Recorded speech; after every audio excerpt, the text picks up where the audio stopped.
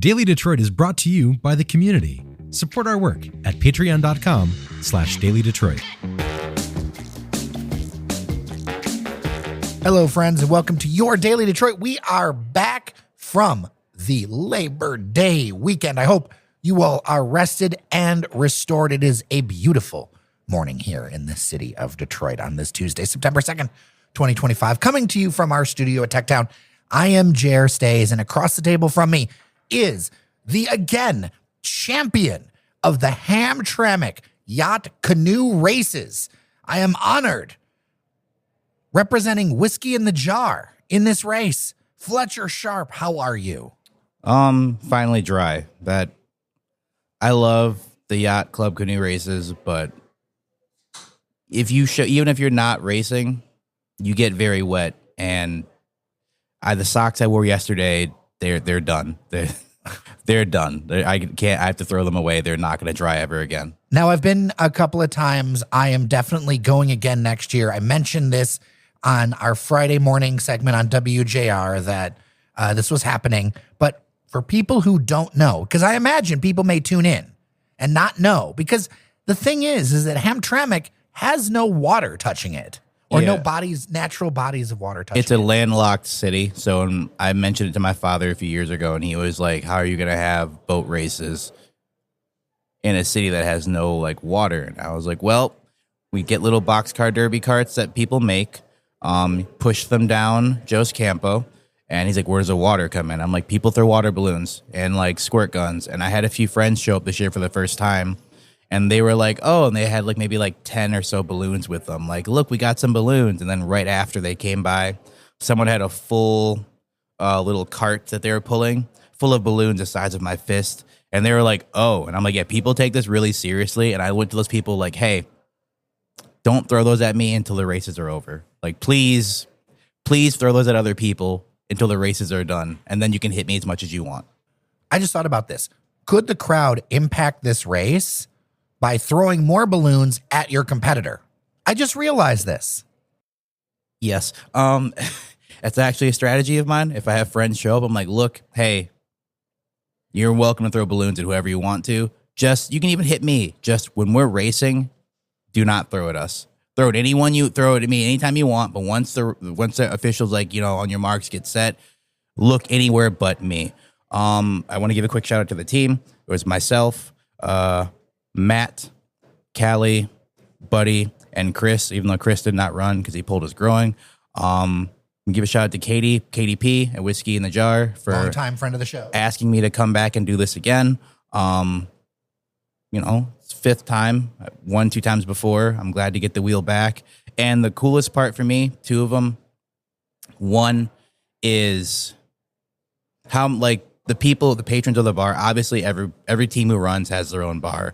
For us, I know we raced against the Garbage Pail Kids. I'm not sure which bar they are. I don't know, but they live up to their name. They go with the aesthetic, and we appreciate it.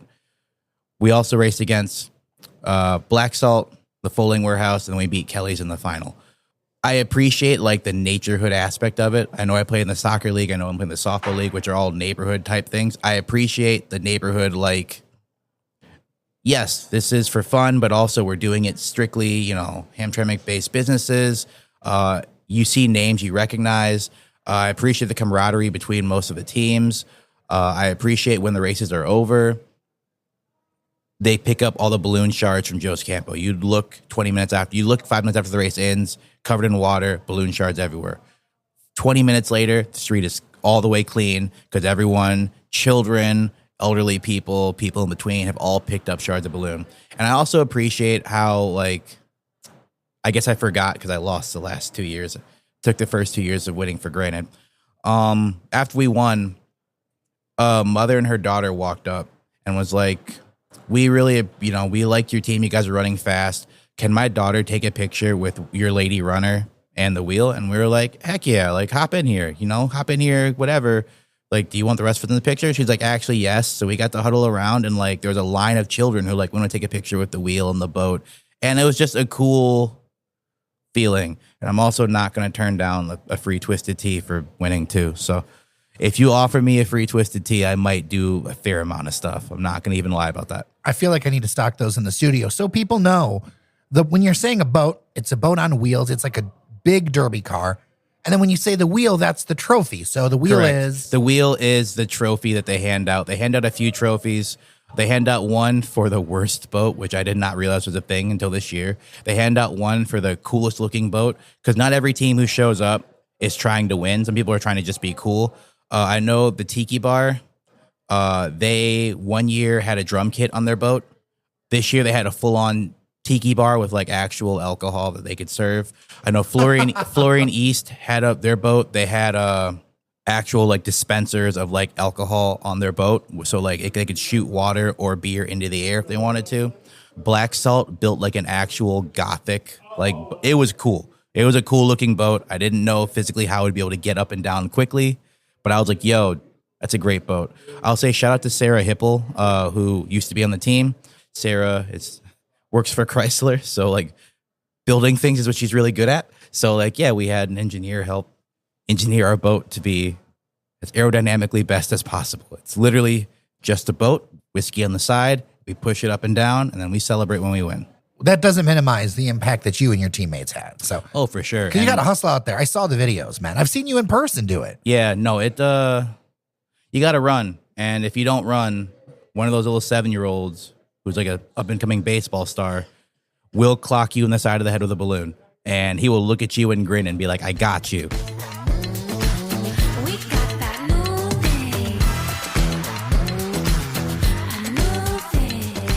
All right, let's talk about a couple of important sports things coming up as we get back from the weekend. I wasn't going to circle back to this, but the Packers made a pretty big trade that I think might affect what happens on Sunday. If people don't know, the Lions are going to Lambeau Field on Sunday to start the season against the Green Bay Packers. Some big news. Let's unpack it. Yeah, they're going to Lambeau, or as some would call it recently, Ford Field North. Packers traded for Micah Parsons from the Cowboys, and then if that wasn't enough, after they traded for Micah Parsons, who is as much as the Cowboys overhype their players, he's one of the best defensive players in the entire NFL. They then signed him to a $140 million contract, which would make him the highest paid defensive end in the NFL currently, and one of the highest paid defensive players in the NFL for all time, which shows that the Packers want to fix their deficiencies from last year, which is rushing the quarterback. It also shows you're going to spend that much money on one player right now. You expect to win now. Like, you're not spending $140 million on someone for the future. You're spending that money on him now because you expect for the next 2 to 3 years, he's going to help you get a Lombardi trophy, or at least get you further into the playoffs. So that was a little bit eye-raising. One thing that also might have a ripple effect is, you know who else plays defensive end? Aiden Hutchinson, who also has not finished his second contract with the Lions. So seeing a contemporary person get $140 million, he might think, I'm better than him. I want more money. So that might create an issue towards the end of the season. I think Aiden is worth it, even though some people said he snapped his leg in half. Before he did, he was on a world-breaking streak. So, yeah, I think that could create some issues going down the line. And I don't know. I mean, I know some people would hope that he wouldn't command the money he would command, but a quality player, and he's really helped revolutionize the Lions defense. So with all this new information, everything you're thinking about, what is your prediction for Sunday? Well, I said all those words about Micah Parsons. He might also not even play from an ankle sprain. So he might be there. He might not be there. I still think the Lions should be okay. I know some people are kind of panicked about the season. Not many people, because, the preseason wasn't that great. But as I said last time, the starters didn't play in the preseason at all. They got rest. They got to practice. They got scrimmages. The one game we saw against them was a practice game against the Dolphins, and they whooped up on the Dolphins. They whooped up on them something fierce. Amon-Ra went off. Jameson went off. Goff looked like Joe Montana 2.0. Jahmyr Gibbs was cutting through people. Montgomery was doing what he did. The defense was flexing everywhere. Kirby Joseph was being Kirby Joseph. I think the Lions will be fine. If I had to pick a score, I'm probably thinking something like 28-17. Yeah, I mean, I think the Packers are a quality side. They have lost some defensive players. Their offense can be great. Jordan Love is kind of a gamble. Either he's on and he's scary, or he's off and Brian Branch will be running the other way with an interception. So, yeah, 28-17, 31-17. I think the Lions should be okay.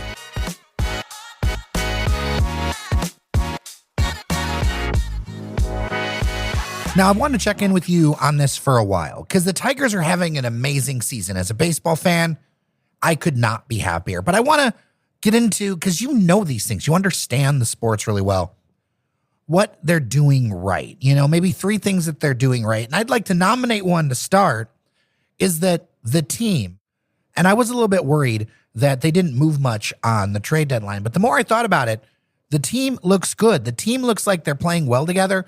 And as an old baseball fan, I know that biggest payroll does not equal the most success. I think about the Mets when they added Darryl Strawberry and all these other people, and they still were trash.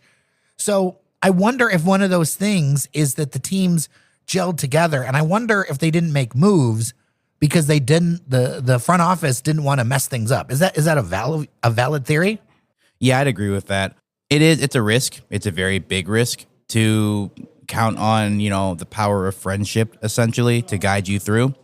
But if your team really likes each other and they play really well together, trading away a part of that or bringing in a different attitude to that could be great. It could also, we've seen it be great. The Pistons traded away for Rasheed Wallace, took them to the next level.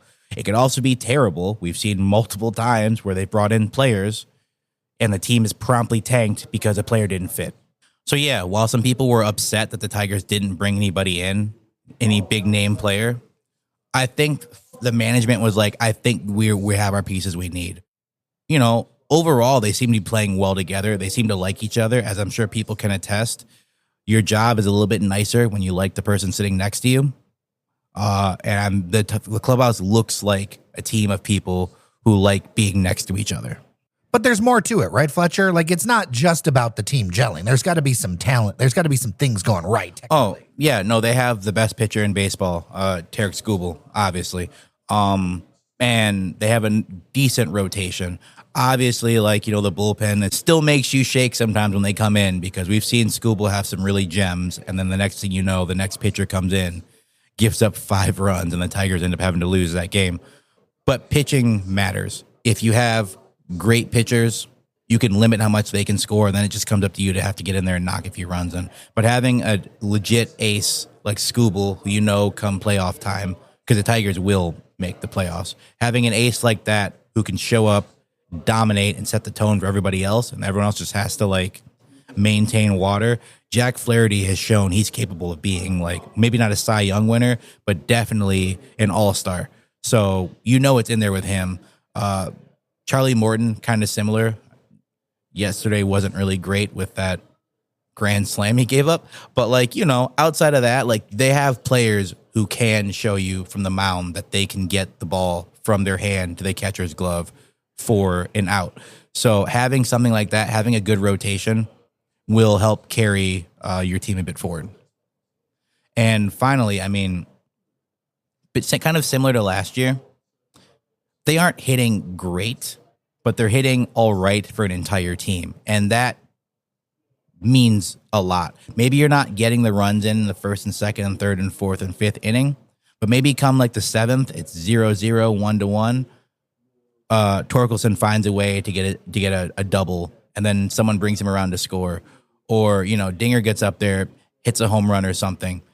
Or even someone who I've been very hard on, excruciatingly hard on, Javier Baez, who's made the transition from shortstop to center field and became an all-star as a result. He gets up there and he doesn't make you feel like he's going to swing at a pitch that's thrown at row Z. Finds a way to get on, hitting 270. So, are they hitting, anyone hitting above 300? No. Is anyone hitting under 220? Maybe one person. So, that shows, they have, a decent enough hitting squad to get them somewhere. Now, the problem comes, you don't really have, a star. Obviously, you have Torkelson hitting. You have Riley Green hitting.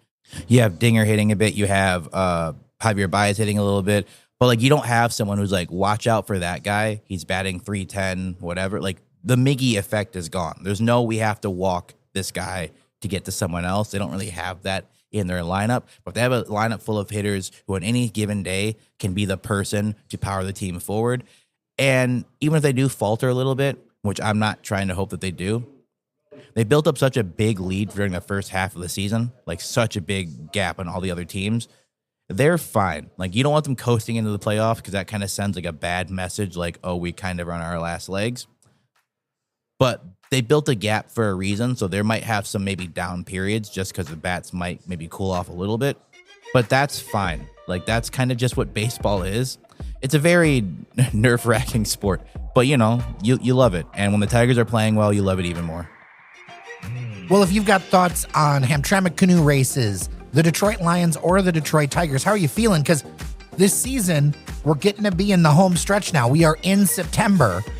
Yeah, and with the way that they're playing, like, they're going to have a few home games, so you're definitely going to want to know what's happening before you go to Comerica, and hopefully we can provide you with some to let you know a little bit more. 100%. So email us, dailydetroit@gmail.com, or give us a call, 313-789-3211. Or what is that song? Just give me a ring ding ding. Brand Van 3000. I do not know that song, but I'm going to say, all right, yeah. Drinking in LA. No? Nope. And also, if you want to make fun of my geriatric millennialness, dailydetroit@gmail.com. With that, I'm Jairus Days. And I'm Fletcher Sharpe. Thank you so much for listening. Thank you so much for supporting us on Patreon, patreon.com/dailydetroit. And the yacht races are over. Do not throw a water balloon at me now. No yacht more? races are over. You mean I can't just whip a water balloon at you down the street? I will chase you if you do. Now I kind of want to. Remember that you are somebody, and we'll see you around Detroit.